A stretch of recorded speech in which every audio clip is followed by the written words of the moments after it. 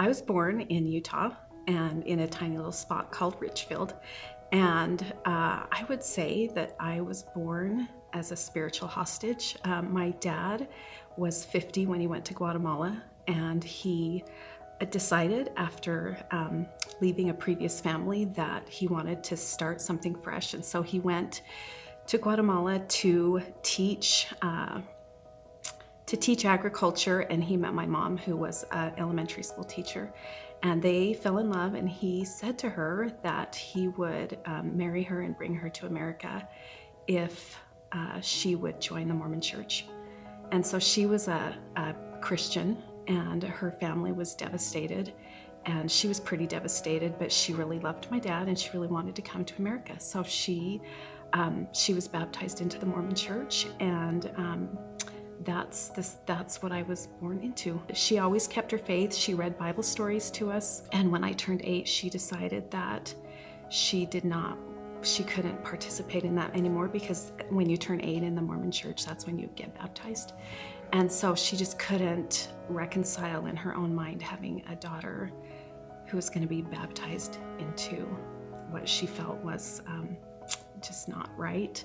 And so I just remember on my 8th birthday my parents had a huge fight when she told my dad that that's how it was going to be. I remember a lot of screaming, and I walked into the bathroom and I saw my mom over my dad's lap, and he was hitting her with a belt.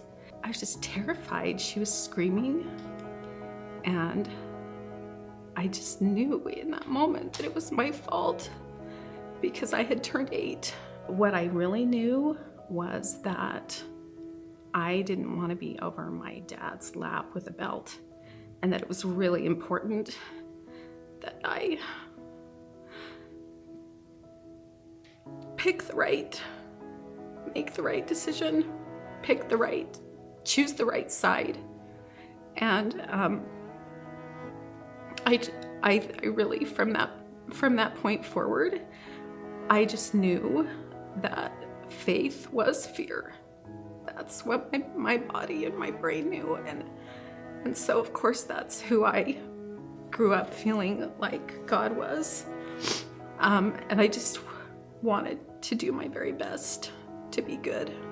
There were two things that really entrenched in my soul participating in Mormonism. The first one, and so these are the psychological things that were implanted along with the fear. The first one is that the Holy Spirit leaves whenever there's a hard moment. So if there's conflict, if there's anger, if there's negativity, if there's just anything that would be considered on the spectrum of like not a happy feeling, the teaching is that the Spirit will leave you. And so that really compounded my fear, because then that just means that you can't risk doing anything wrong, because you can't risk losing the Spirit, because then you're on your own. The other thing, which was just part of the psychology of my family, was that because my mom had left the church, my dad taught us consistently that we weren't going to be a family in eternity, which is kind of the ideal for in the Mormon culture, is that you're going to have your family in eternity. And so I just really, through my teenage years, knew that the only way I could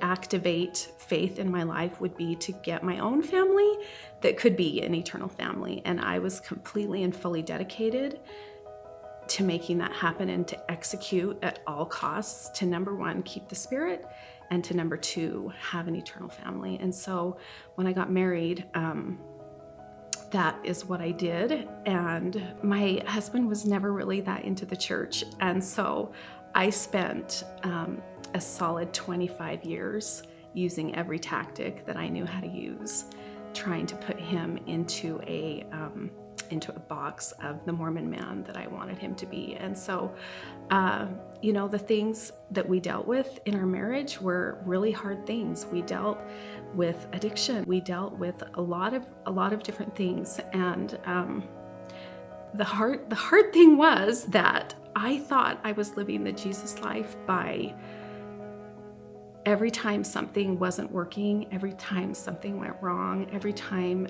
something fell apart, I knew that I had lost the spirit, or it was my fault because I wasn't trying hard enough.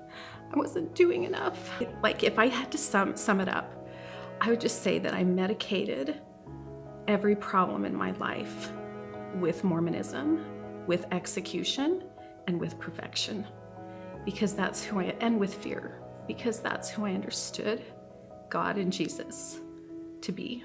And I didn't want to lose my eternal family. And I felt like it was my job to get my husband and my children and myself over the finish line at all costs. In 2020, I had a daughter. My 20-year-old daughter was serving a mission for the LDS Church in California, and she finished her mission the year of COVID. It's been 3 years. She came home at the beginning of March 2020. It was like I had finally arrived. I had a Mormon missionary. And that, to me, I was like, okay, I just need to do this. I have 4 children.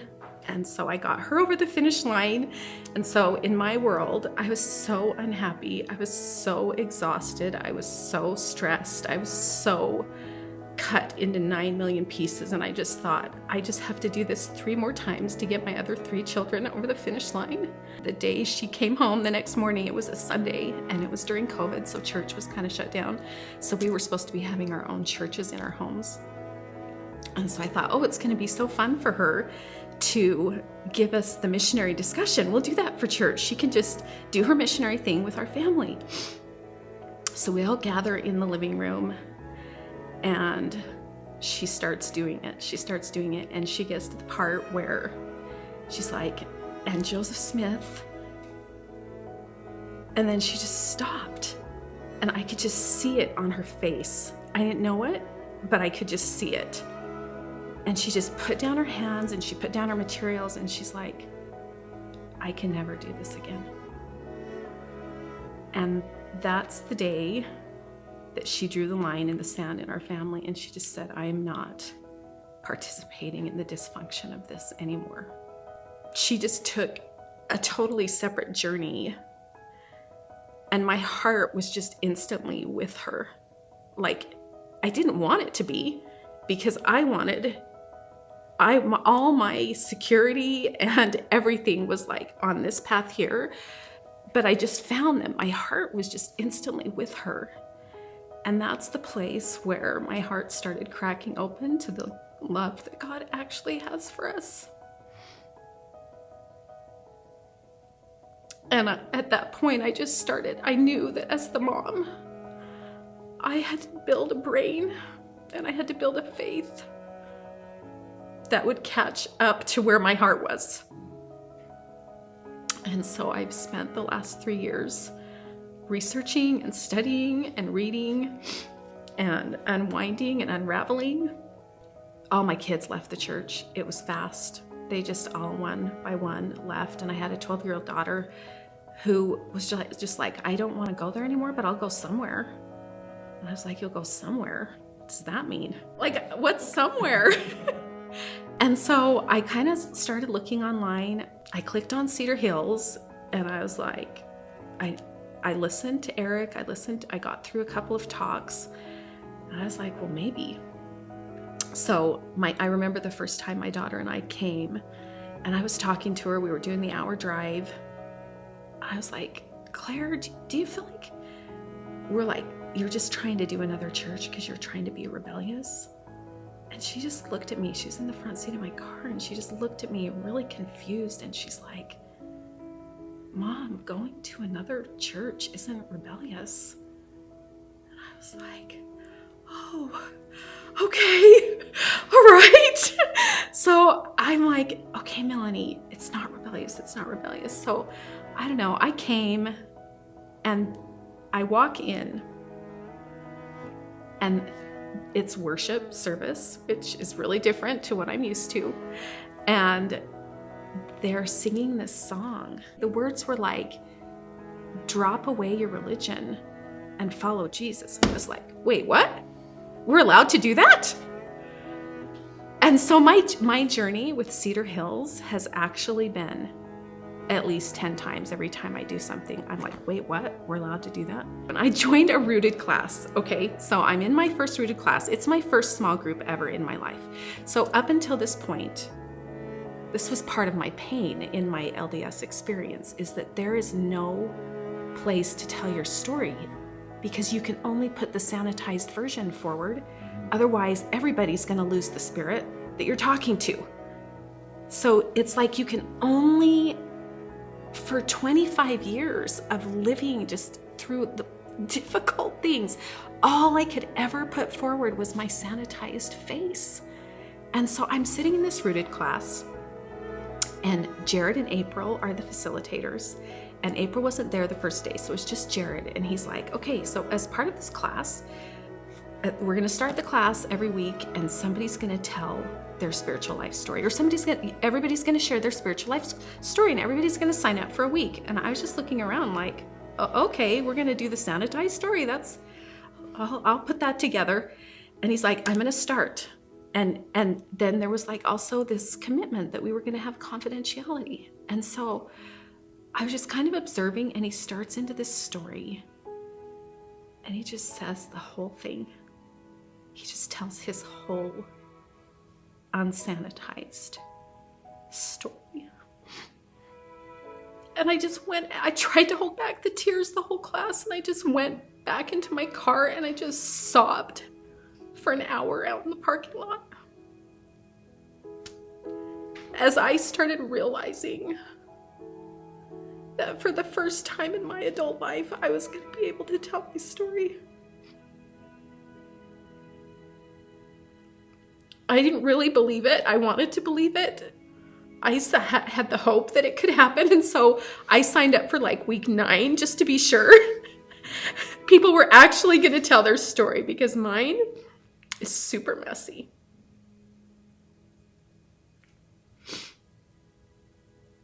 And week after week after week after week, everybody showed up with their real story. And then it was my turn. And I was able to say it. I was able to tell it. I was able to feel the love in the room for me. I was able to feel the full acceptance. I was able to release the shame. I was able to, for the first time, create real community for myself. So that's one of the key things that I've learned, is connection equals sharing. And my experience at Cedar Hills is the invitation is to be fully vulnerable so that you can be fully loved and fully supported. I've never had that in my whole life, not in my family situation, not in my faith life, not anywhere. You know, God doesn't want sanitized Melanie. Like I learned the phrase this week. I've never heard such a thing in my life before, that God actually wants my worst.